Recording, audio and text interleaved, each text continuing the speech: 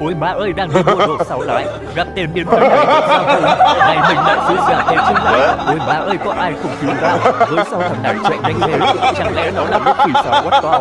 Nên lần, đáng lẽ mình không đi mua đồ hỗn chỉ, xui xẻo quá chi tiết. Thế mình ở nhà chơi game cho nó sống lại đi, cái đoàn già này sai đi luôn chứ.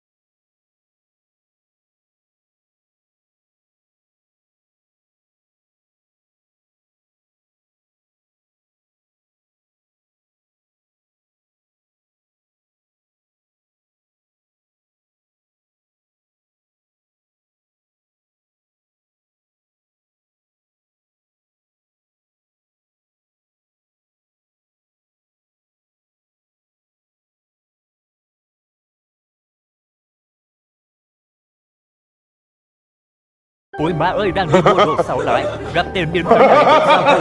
Này mình lại xui xẻo thêm chân lại. Ôi má ơi, có ai cùng cứu tao?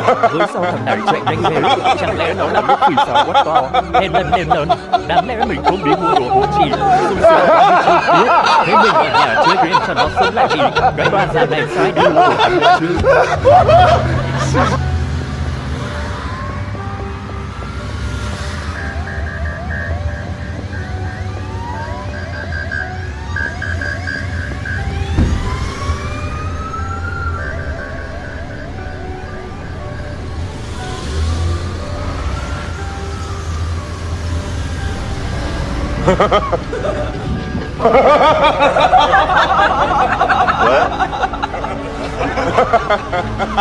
What?